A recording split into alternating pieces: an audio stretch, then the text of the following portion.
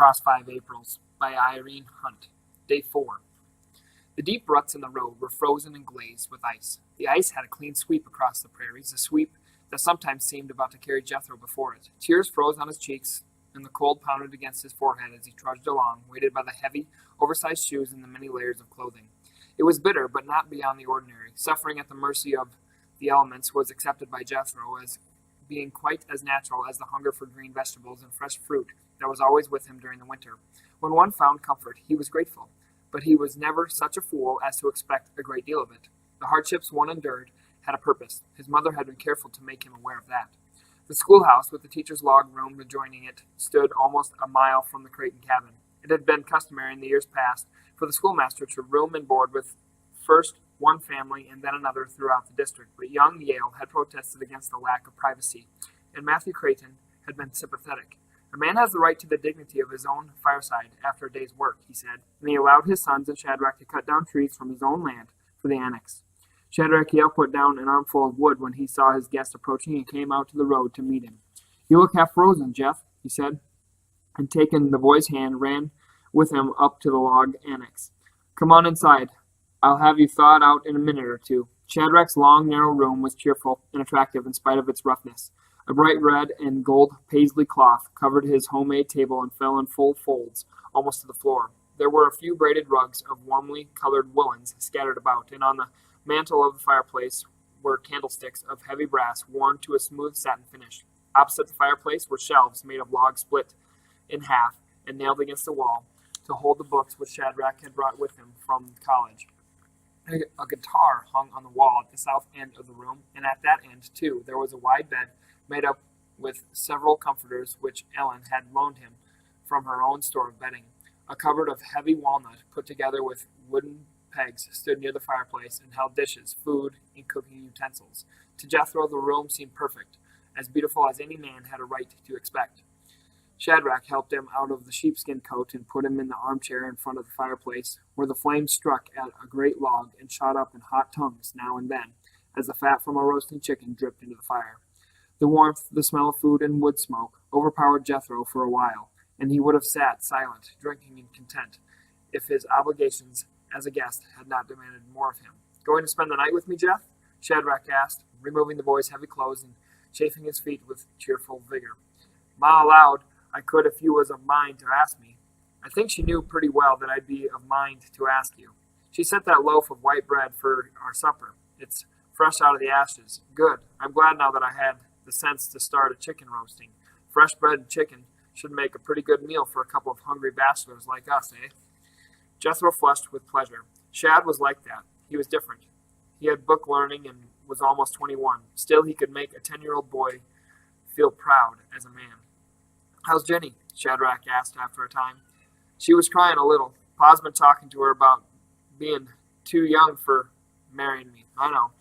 It was the schoolmaster's turn to flush, and he looked stern, as he did sometimes in the classroom. "Ma would let her get married to you, Shad, but sometimes Pa can be so good, and then again he can be awful strict."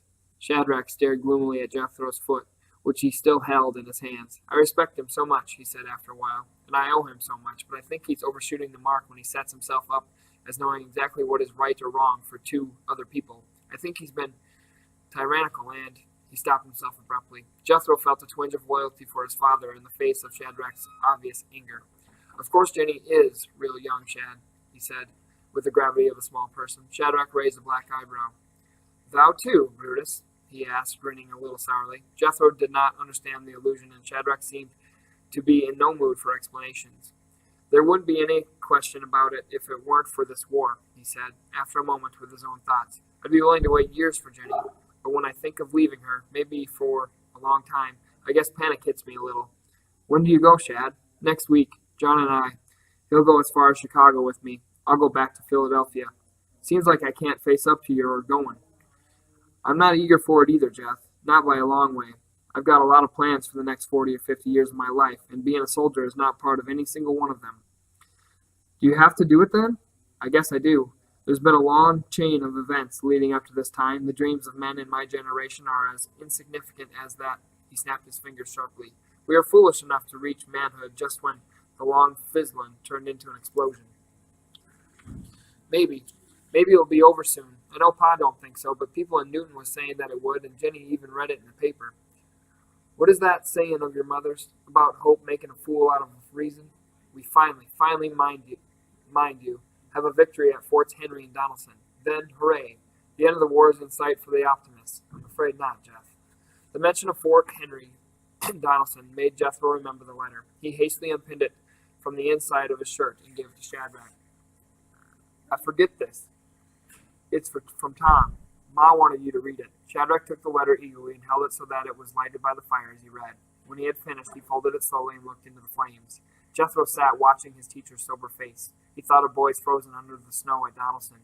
He remembered that he had not loved Tom as he had Bill and Shadrach, and suddenly the warm, firelit room, the smell of food, the shelves of books, all wakened a feeling of guilt in his mind. He wondered if Tom had a coat and a blanket. He thought of the bitter cold outside and shuddered involuntarily. Shadrach looked up at him. Still cold, Jeff? Nothing to speak of. You were thinking of the letter? I guess so. Shadrach shook his head. It's all a brutal business. There are going to be a lot of letters, worse than this one. If this victory wasn't so much, Chad, why was people in Newton yelling so and saying, God bless Grant? It was an important victory, Jeff. Don't misunderstand me. Look, I'm going to show you something. Shadrach got to his feet and brought a pencil and a piece of rough paper from the bookshelves. He drew the paisley-covered table up closer to the fire and motioned Jethro to join him beside it. Come here. We'll have a little lesson together. He was sketching rapidly, first the outline of a block of states, then lines to represent rivers and railroads and small squares for towns. His eyes began to shine with interest in his project as he worked. Now, this is the Confederate line, Jeff, beginning over here in eastern Kentucky. Shadrach studied his sketch and added a row of X's to represent the Confederates. Here it comes across the bluegrass country. Then it crosses the Mississippi about here. On it stretches across Missouri and on over here into Indian Territory, a line several hundred miles long. Now, all of this is under the command of a Confederate general named Albert Sidney Johnston.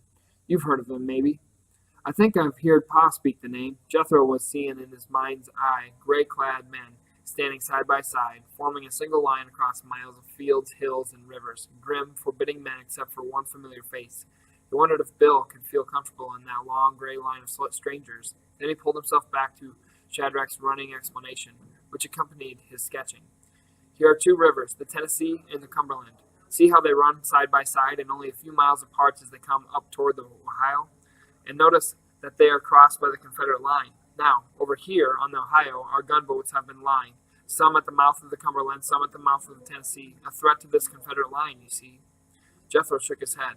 What if they did threaten it? Gunboats couldn't lick that long line of Rebs stretching across the map, could they? No, but look what they could do. What, in fact, they've already done. Notice how the Cumberland dips down into the Tennessee and flows past these towns. Clarksville here, Nashville here.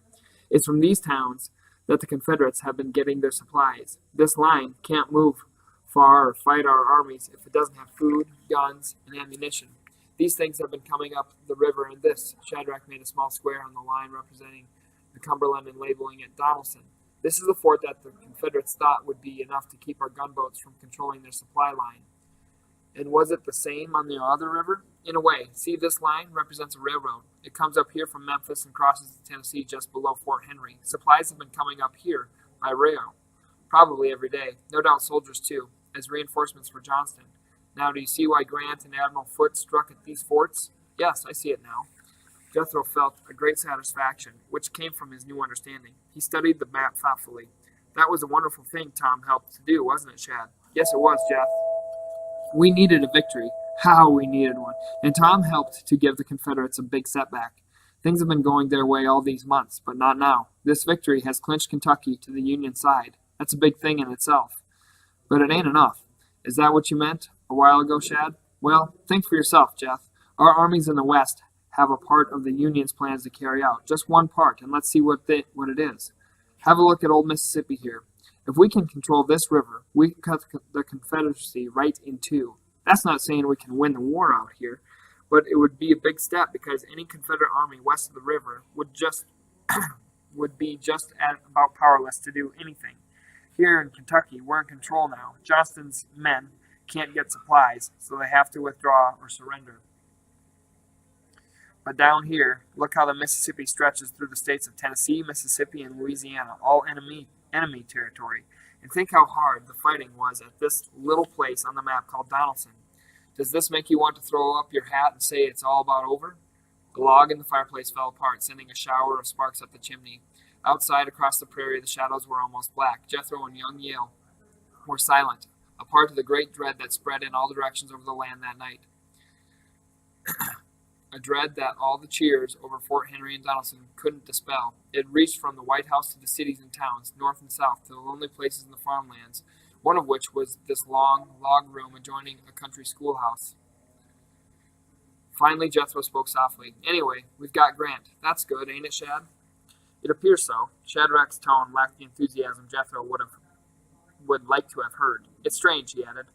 I'd have sworn that General McClellan was worth a dozen Grants, and yet what do we have? McClellan in the East still waiting, week after week, while Grant strikes out here and strikes successfully. I wonder what the president is thinking.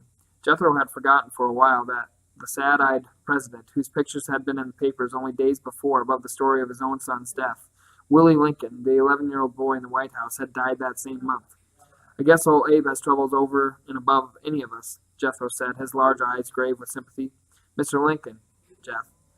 He would remember the rebuke to the end of his days. He would remember, and he would feel ashamed at the memory. But still, he would wonder. People, smart people, would suppose, since they printed newspapers and drew pictures for them, many of these people spoke of the president as the baboon, the ugly, ignorant, backwoods Lincoln, and other names as vicious and expressive of hate. To say old Abe was not meant mean or vicious. People from all around called Matthew Creighton Old Matt.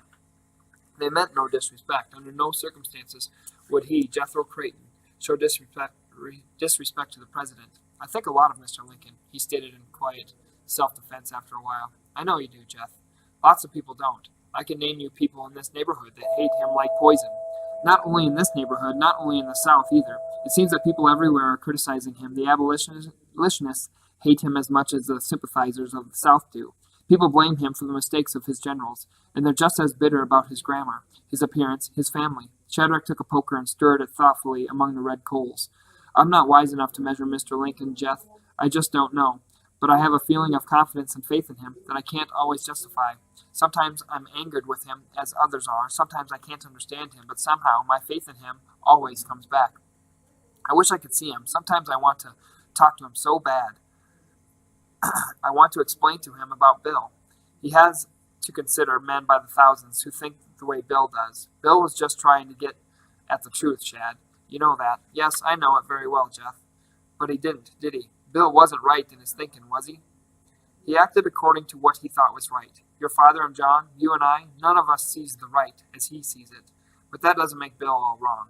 You're going to hear some harsh things said about him. But you remember, Jeff, that it took far more courage for Bill to do what he did than it does for John and me to carry out our plans next week. Jethro studied the rough-hewn floor. I set such a great store by him, he said finally. I know, Shadrach answered. So do I. He put his hand on Jethro's knee. We're letting ourselves get too sad, Jeff. We'd better think about supper. How's your appetite? Seems like it's always in pretty fair shape. Well, put a couple of potatoes in that bed of coals, and I'll set out our plates and mugs. I think we'll have some of Jenny's peach preserves by way of celebration. His host commenced preparations for their supper with a lively cheerfulness that swept Jethro away from his troubled thoughts and back to the immediate satisfactions of the evening.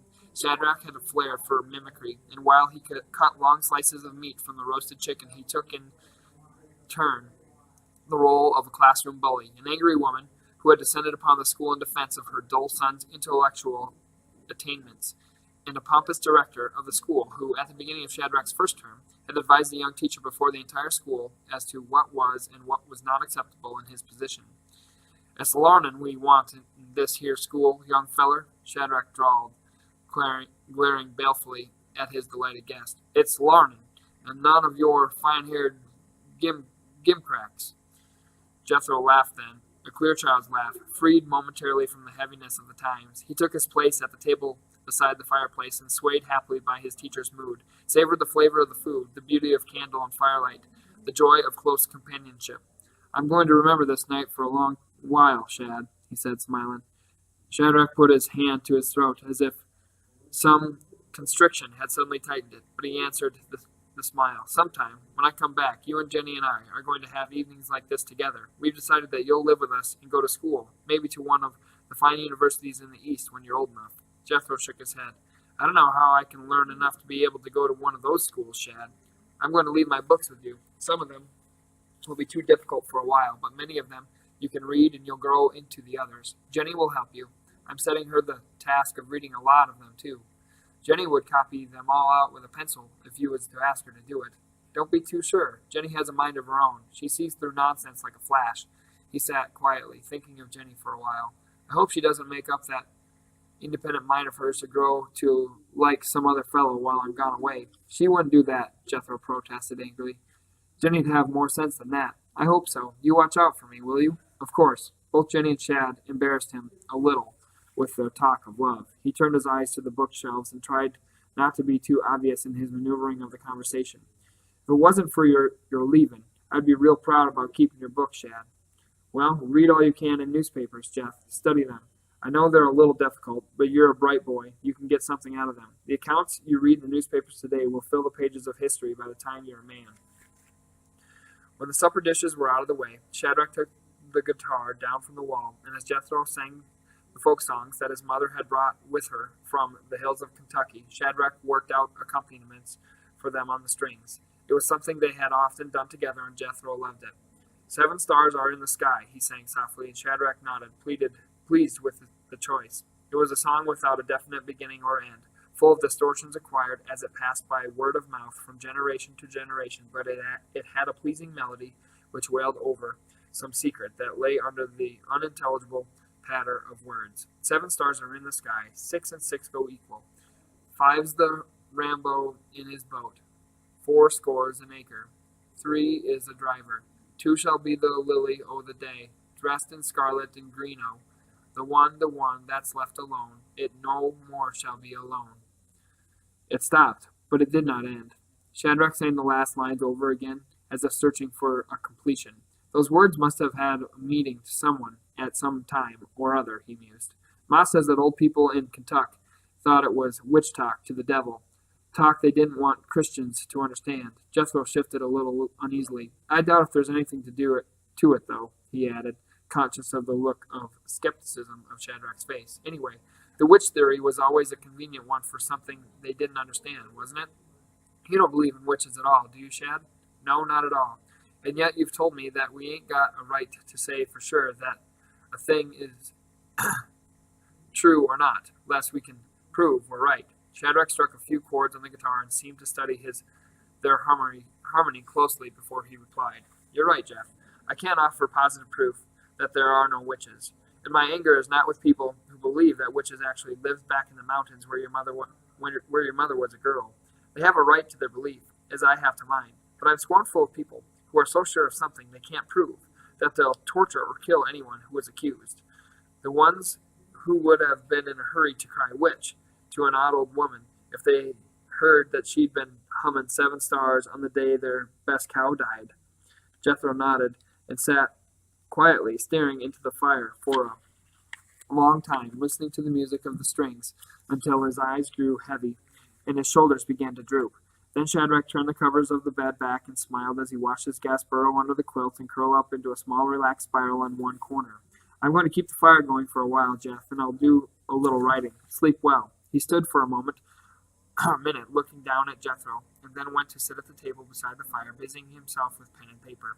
Jethro lay awake for a few minutes. Snatches of conversation, flashes of things remembered from the day raced through his mind. There was a war somewhere outside, and it was bitter cold. There was a sad-eyed president, and one should always call him Mr. Lincoln. There was Jenny, who was not too young to be in love, and Tom somewhere in Grant's army, and Bill standing in a straight gray line that stretched across the country until it was broken at Donelson.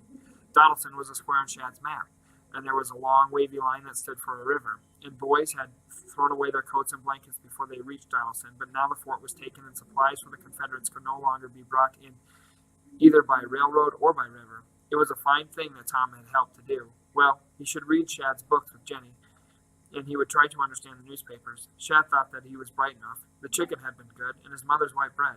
It had been a fine meal for 2 bachelors. The candlelight was like pure gold, and his teacher's shadow against the wall was like a picture. Chapter 5.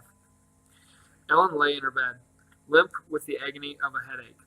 It always happened when the supply of coffee ran out. Given a cup of strong, hot coffee, the pain would leave her almost immediately. Lacking it, her suffering mounted by the hour until the pain became almost unbearable. Schooled to believe that self-indulgence of any kind was morally unacceptable, Ellen was deeply ashamed of her dependence upon coffee. She tried brewing drinks of roasted grain or roots, but her nervous system was not deceived by a beverage that resembled coffee only in appearance. She tried stretching out her supply by making a very weak drink, but she might as well have drunk nothing. The headaches were prevented only by coffee, and that was black with strength. In late March of 1862, coffee had reached the unheard price of 70 cents a pound, and the papers predicted that it would rise even higher. Ellen was appalled at the expense. "This need for coffee is an evil hold on me, Matt," she told her husband on the morning after the last of the coffee grounds had been boiled until they were worthless. "I'm going to suffer it out. I don't want you to bring every drop of it to me, even if you get hold of some. My body's just got to learn." She closed her eyes as the beginning pains of her ordeal pounded at her temples. She could eat nothing all day. Matt sat beside her, pressing hot, wet cloths onto her forehead. Jenny was sober as she went about her work, and Jethro roamed about the barn and woodlot with deep trouble hounding him. Toward evening, Matt could stand it no longer. "Send the boy down to Nancy's and ask for the loan of a little coffee," he told Jenny. "We can't let your ma lay here like this. Send word to Nancy that some of us will go to town to fetch coffee in the morning." Jethro took off down the road as soon as Jenny told him of their father's decision. He ran for a while, and the exercise helped to warm him in the damp rawness of the March evening. He was panting as he approached the little house set back in a clearing of the woods, indistinct among the shadows and the veils of fog that enveloped it. Nancy was out at the barnyard gate, watching him as he came up to the house. "Are you carrying bad news, Jeff?" "Just that Ma is bad with one of her headaches. I come to ask you for the loan of a little coffee." He put his shoulder to the heavy gate and helped her close it. "We'll pay you back tomorrow when we go to town," he added. She hung a milk bucket on the fence post and started toward the darkened house, where the two small boys stood at the window and stared outside. "I ain't lighted up yet," she said, as they walked up the path together. "I don't like to leave a lamp burning when the little ones are alone inside. John warned me about that. He warned me always to be careful of his boys." In the kitchen, she went immediately to her cupboard and took down a small bag of coffee. "I don't use much of this now that John is gone. You tell your ma that she is welcome to it, and give her my hopes that she will soon feel better. Seems this is the only medicine that will help her," Jethro answered. He was shy and ill at ease with Nancy. "I thank you kindly for the loan of it," he added. The young children pressed close to their mother, and Jethro patted their heads awkwardly. Nancy fondled a hand of the younger one. "You must come down with Jenny and play with them a little sometimes, Jeff. They're lonesome with no pa to romp with them. We're all lonesome hereabouts." She walked with him out to the road. "Wouldn't it be wonderful if we was to hear all of a sudden that the war was over, Jeff? Wouldn't it be pure pleasure to have things like they used to be, with John and Bill close brothers again, Tom and Eb carrying on in their crazy boy ways, and Chad back a-teaching and looking bashful at little Jenny?" Jethro had never heard her talk so much as she had in the few minutes he had been there. He looked up at her face, where some of the blonde hair had escaped from the dark scarf she wore and lay against her cheeks. He wanted to say something kind and cheerful, but his tongue was tied, and he could only nod his head and hope she felt his sympathy. When he was down the road a little distance, he turned to look back. She was standing where he'd left her, with the rainy wind whipping at her skirt and the ends of her scarf. At home, Jenny hurried to make a pot of steaming coffee. When it was done, Matt carried up a cup of it to Ellen. "Drink it, Mother," he told her. "Drink the coffee and have 1 hour of comfort before this day is over." By the time the evening work was over, the coffee had worked its miracle, and Ellen got up from her bed, white and weak, but released from the pain that had tortured her all day. Jenny took a plate of warm food to her, and she ate, slowly at first, then hungrily, as she sat beside Matt at the fireplace. They talked together in low voices, as if they had been parted for a long while. After a time, his father called to Jethro. "Jeff, we need coffee and a parcel of other things from town. Do you think you could manage the team and do some chores for us in Newton tomorrow?" It was 15 miles to Newton. To cover that distance with the team, to do the chores and handle money, that was a man's job. To be trusted with it was a huge satisfaction. "I know I can do it, Pa. There's nothing hard about it, just keeping a level head and using gumption." His father smiled. "Anyway, you've got the words smooth on your tongue. Well, you're 10 now. I reckon that's old enough to take a sizable job." His mother's eyes were thoughtful as she looked up at him. Jethro was afraid that she might interfere, but she didn't. "I'll be proud to do it for you, Pa," he said. "All right, get to your bed then. We'll have you up by 4 to ready everything. I don't allow to call you more than once." They loaded the wagon in cold darkness the next morning. There were canvas sacks of corn, some to be ground for home use, some sold outright to pay for the coffee, and sugar, nails, axe handle, and tobacco that Jenny had written on a list. A few chickens lay in the wagon bed, too, their feet tied together. These Jethro was to trade for calico and thread for Jenny and mittens for himself if there was change due him. Ellen made him share her coffee that morning, a fragrant cup diluted with hot milk. Jenny cooked a kettle of cornmeal mush and made Jethro's portion into pudding with a little sugar, ordinarily set aside for company meals and covering of rich cream. It was a good breakfast, and he felt warm and confident when he went outside again to the waiting team. Off in the early dawn, Jethro's spirits climbed with the increased tempo of his team's hoofbeats. He had 15 miles to travel. Master of his team, navigator of his route, he felt proud and exhilarated by his freedom and sense of adventure. The wind of the night before had subsided, and though the cold was still sharp, it was more endurable. The horses liked it. They pranced a little during the first 2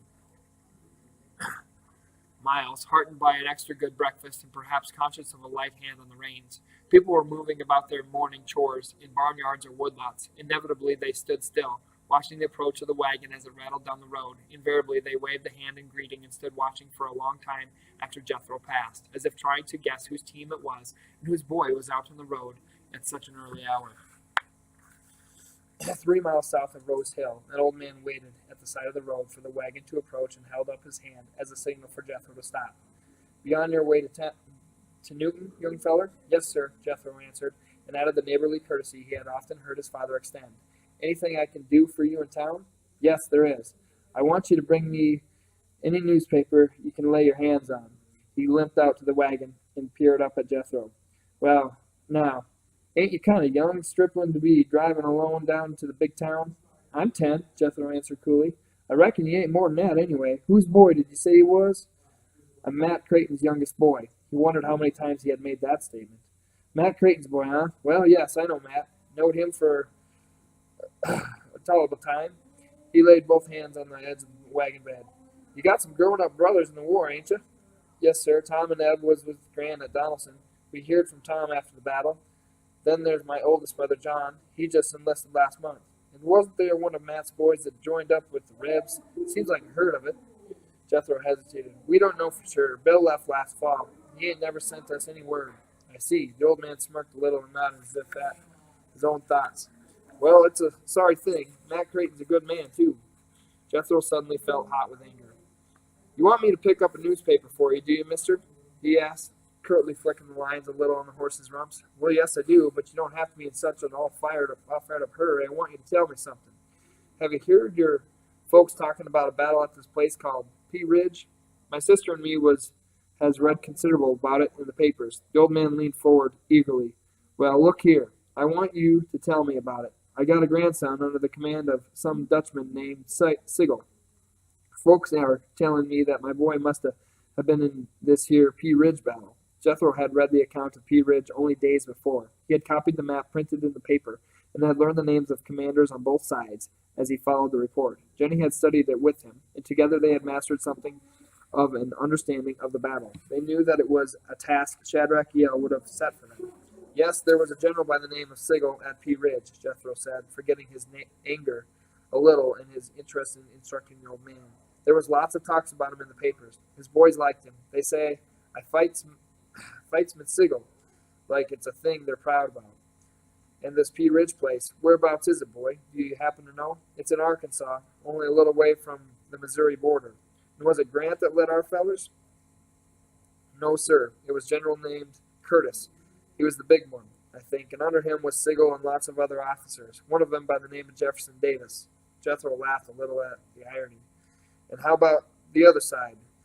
It wasn't Bobby Lee as led him." "No, there was a passel of Reb generals there. Van Dorn was one of them, and McCulloch and Pike. He's the one that had a band of Indians fighting for him." "You don't mean to say it?" "That's what the papers said." Jethro searched his memory for more details as the newspaper accounts. "They claim that this little This battle clinches Missouri to our side, same as Donelson clinched Kentucky, he added. The old man looked down at the muddy tracks made by the wagon wheels. I don't know if they'd write the names of boys that got killed or hurt and put them in the papers. Some folks say they don't, but I allow to be on the lookout. May as well tell you I can't read, but I know my own name in print, and the boys got my name. That's why I try to send for a new paper whenever I see somebody driving into town. I'll bring you one for sure.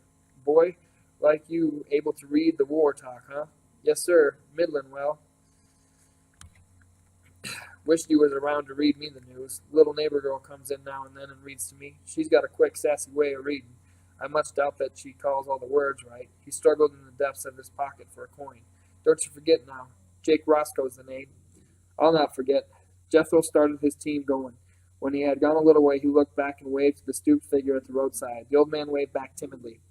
The sun was beginning to warm the air a little as Jethro drove on, and it brightened the muddy brown fields on either side of the road with something that looked like a half promise of spring. There was a quality about the air which was different from that of the day before, a freshness, almost a hint of fragrance. It was something that gave heart to one who hated the cold dreariness of winter. A little distance from Roscoe's place, the route led through a woods for a little more than 2 miles, and here the sun's rays barely got through the great bare branches that overlapped and intertwined above the narrow road. Once, when a deer dashed across the path, Jethro was hard put to calm his frightened team. Once he caught the red flash of a foxtail as it disappeared in the tangle of low brush under which the last grimy remains of winter snow lay in desolate piles.